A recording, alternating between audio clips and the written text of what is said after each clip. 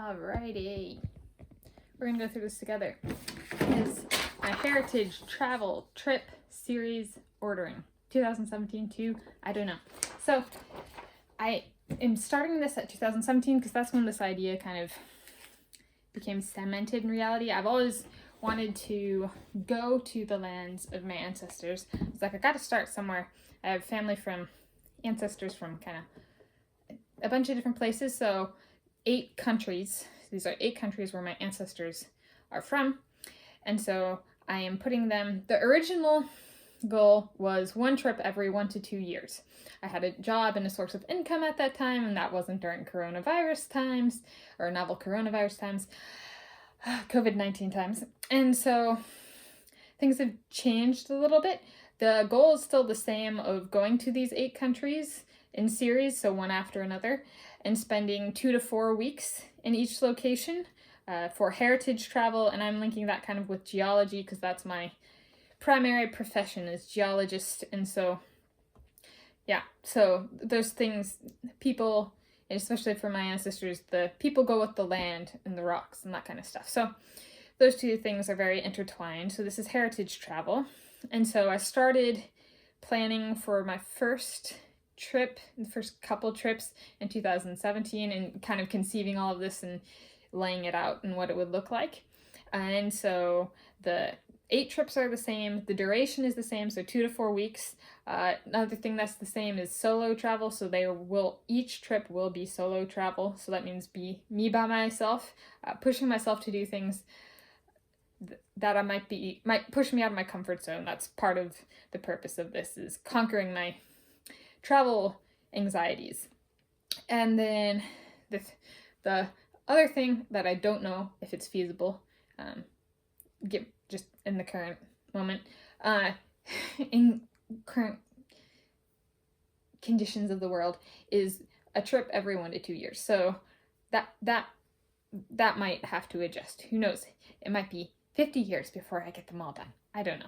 So the first trip, so Heritage Travel Trip Series ordering 2017, when this first came into ideation and ideation concreted into reality, physical reality, started in 2017, and the first trip was finished, and that was Scotland in July 2019. So trip 1, Scotland. The next trip, I'm doing this from memory, see if I can remember, is Ireland. I already have my plane ticket, which got canceled, so now I have a travel voucher. And the dates to be determined, which is TBD. Trip 2 is Ireland. So Scotland was first because the Gordon clan called to me in my life very strongly. And Scotland and Ireland both speak English. It is a spoken language there. It's not really the primary language of either of these countries. And from what I've been looking up in Ireland, there's a lot more Irish there than Scottish Gaelic on like the signs in Scotland, at least the places I've been looking. There was some of that in Scotland though. It's not all full English. And so it looks like Ireland will be a good kind of slowly weaning into the English is not the dominant language. And so that'll be good for me. I felt very safe traveling in Scotland as well, and I think I will be very safe in Ireland as well, because I will be a solo female, so yeah. And so then the third trip, those 2 are kind of like just getting the groove. Once I've gotten my groove a little bit, I'm going to put myself out of my comfort zone, even though, yeah, I'm very German. So third is Germany. Yeah, English definitely is not the dominant language there. Dates to be determined. So that'll be very interesting. I don't know the German language off the top of my head. So that's, it'll push me. There's some basic language learning that's going to go along with that. So and it's starting to get into some of the more, gotta be on very high alert. Gotta be high alert in all of these, especially as a solo woman. Starting to get into, yeah. Anyway, not shady, but just situations where high vigilance is required in Germany. And then the language thing. And so after Germany, we're going to keep with, I've taken Spanish and I've taken French. And so, and I've played computer games where I had to learn some basic Italiano. And so it is a foreign language, but it's also not daunting. It's kind of, I found reading French is actually quite easy with my Spanish, and Italian's a little bit the same, and Italian's a little bit closer to Spanish, which I am more proficient in than French.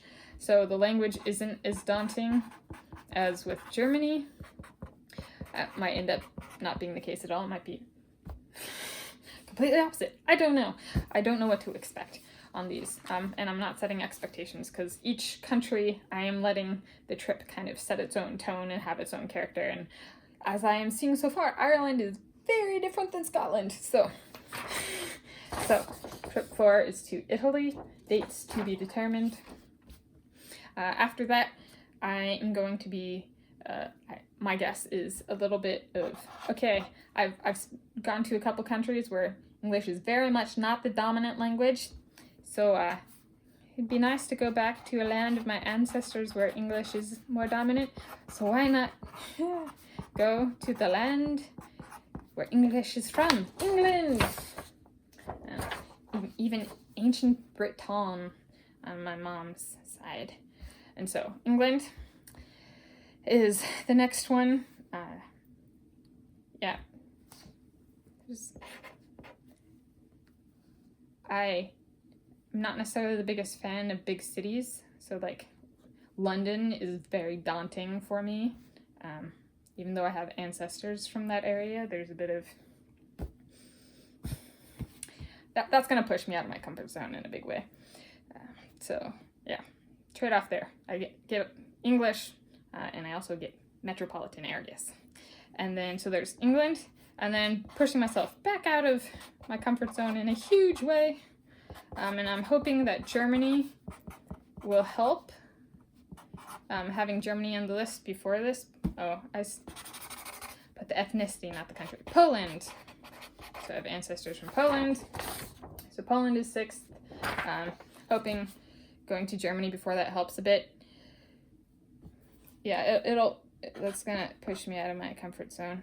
And then a land I'm far more familiar with because I've lived here for a good portion of my life is the United States of America.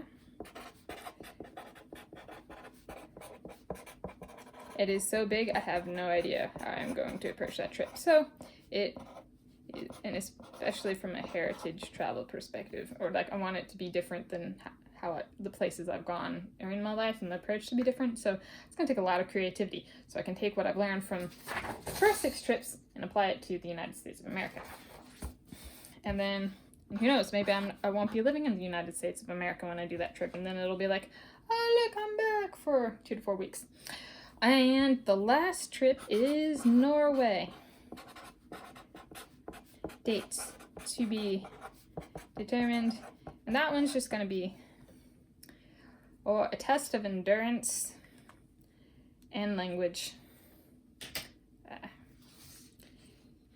And elements, nature elements. So that's the order. The order has changed a number of times as I've thought through this. And I'm trying to be like, all right, I know myself, instead of just, I came up with an order, I was like spitballing, and I was like, that sounds good, and then I was like thinking through it, and I was like, I can't do Germany, Italy, like some of these countries back to back to back. Like I'm just gonna be like, I need to slow down a little bit and have different challenges. Each country will have its own feel, it'll be its own trip, and as I am learning between Scotland and Ireland, which on the surface one might think are similar, my trips and like the planning and everything have gone drastically differently. So they will each push me in their own way, and I think this is a good balance of kind of like not doing so much in like 2 or 3 countries of the same kind of thing that would tire me out. So it's a dispersing what tires me and knowing myself and being like, I don't want to burn out and not finish this. So this order I think is the most promising in terms of getting it done with my original goal, or as much as my original options as I could. So then the order is 1, Scotland, which I've already done. 2, Ireland, dates to be determined. 3, Germany, dates to be determined.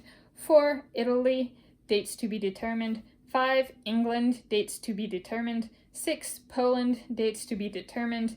7, United States of America, dates to be determined. And 8, Norway, dates to be determined. And these aren't the only lands. I've broached the subject of genealogy and heritage for my ancestry and that kind of thing. And these are not the only countries, modern countries that my ancestors came from. But if I include everything, then I'm never going to get anywhere. So it's a starting point. So the goal is to finish these and then to be like, well, I can start going to some of those other lands. And yeah, and treating each of these trips, I know 2 to 4 weeks isn't much and I don't get to see much of the country, but kind of treating them as a teaser trailer. And yeah, and I'll speak more about that later, is like the approach of the trips. But this is just about the ordering. So there we go. The next 8 to 16 years, if not longer, of my life. I got a goal.